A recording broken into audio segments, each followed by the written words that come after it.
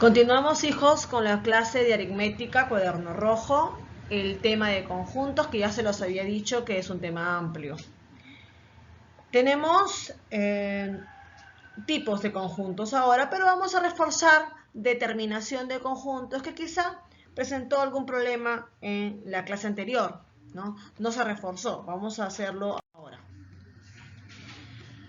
He puesto un ejemplo, a ver si lo relaciona. Sabemos por teoría que para determinar un conjunto existen solo dos maneras. Lo hago por extensión cuando menciono a cada elemento o lo hago por comprensión cuando menciono una característica común. Es como si yo tuviera que escribir un nombre de dos maneras distintas. Ese es el ejemplo que he querido rescatar para poder explicar determinación de conjuntos. Voy a tener un nombre, Mateo, y lo voy a escribir por un lado en español y voy a escribirlo en inglés. Es el mismo nombre, Mateo, pero escrito de dos maneras distintas, con dos idiomas distintos. Mateo en inglés se escribe y se pronuncia Matthew, pero estamos hablando de Mateo. Simplemente lo estamos escribiendo de manera distinta porque es otro idioma. Lo mismo pasa con los conjuntos. Acá tenemos un cuadro, el cual nos permite visualizar que lo escribimos por extensión de una manera y por comprensión lo escribimos el mismo conjunto, pero de otra manera. Aquí está por extensión. Tenemos el conjunto A, que tiene los elementos costa, sierra, selva y mar peruano. Vamos a escribir el mismo conjunto A, pero por comprensión. ¿Cómo lo escribimos? A es igual a las X, tal que X es una región del Perú, porque esa es la característica común de los elementos anteriormente mencionados por extensión en el conjunto A. Pero si no nos quedó claro, tenemos el otro ejemplo, conjunto B. El conjunto B nos menciona por extensión que tiene los siguientes elementos: 1, 2, 3, 4, 5, 6, 7, 8, 9. Voy a escribir al mismo conjunto B, pero ahora por comprensión. X tal que X es un número natural porque esa N mayúscula significa número natural. Pero además al lado nos ponen una característica. Nos dice que las X que corresponden al conjunto B tienen que ser menores que 10.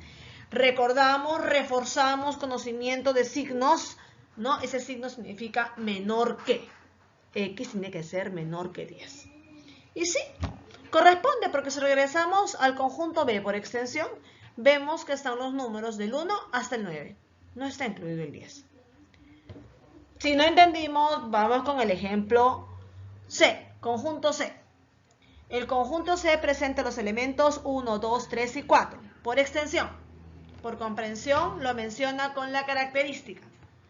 X tal que X es un número natural y nos da la característica. Las X deben de ser menor que 5. Y cierra el conjunto. ¿Se dan cuenta cómo funciona? Hablamos del mismo conjunto C escrito de dos maneras distintas. D, tenemos el conjunto D, que está compuesto por lunes, martes, miércoles, jueves, viernes, sábado y domingo.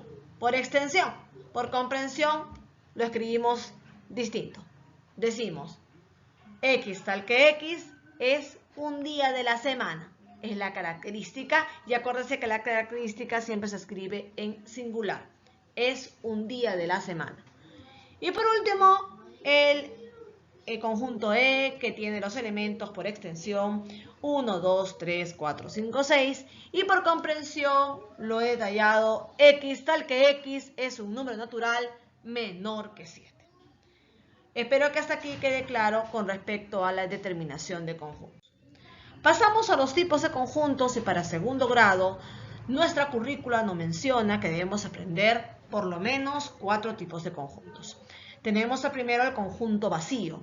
El conjunto vacío es aquel que su nombre lo dice, está vacío, no tiene elementos. Ejemplo, tenemos el conjunto M, que está determinado por comprensión y nos dice que el conjunto M está compuesto por las X, tal que X es un día de la semana que empieza con Z.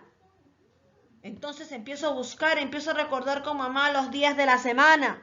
lunes, martes, miércoles, jueves, viernes, sábado, domingo. Mamá, ninguna empieza con Z. Por lo tanto, no existe ningún día de la semana que empieza con Z. Por lo tanto, mi conjunto M no tiene elementos. Mi conjunto M es un conjunto vacío. ¿Cómo lo denoto? ¿Cómo lo simbolizo? Con dos llaves vacías. No hay nada dentro. Otra manera también de simbolizar es la O con una raya encima diagonal que significa anulado. Seguimos con el conjunto unitario. Su mismo nombre lo dice, unitario 1. Es aquel que tiene solo un elemento. Ejemplo, mencionamos el conjunto P, que también está determinado por comprensión, y nos dice que P es igual a las X, tal que X es la primera letra del abecedario. ¿Cuál es la primera letra del abecedario?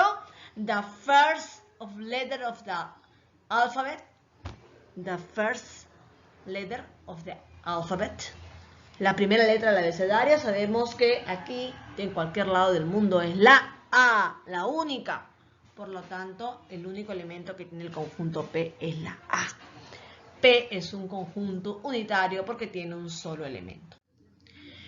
Conjunto finito, su mismo nombre lo dice, ¿no? Es aquel que tiene un número determinado de elementos, que tiene un número de elementos que yo puedo contar. De repente son 10, de repente son 20, de repente son 100, de repente son 1000, pero yo puedo contar hasta 1000. Así que, por lo tanto, es un conjunto finito, aquel que tiene un número contable de elementos. No tiene ni más ni menos. Tenemos el conjunto Q de ejemplo, que está determinado por comprensión. ¿Quién es Q? Q está compuesto por las X, tal que X es una letra del abecedario. Y recordamos que nuestro abecedario tiene exactamente 27 letras.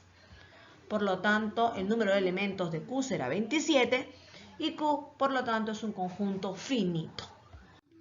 Y por último tenemos el conjunto infinito, que su mismo nombre lo dice, es aquel que tiene un número indeterminado, infinito de elementos. No los puedo contar, nunca acaban, como el amor a la mamá. Y tenemos el ejemplo del conjunto S. S está determinado por comprensión, que son las X, tal que X es un número natural. Los números naturales nunca acaban, hijos, ¿no? Van hasta el infinito. Y por lo tanto, S es un conjunto infinito.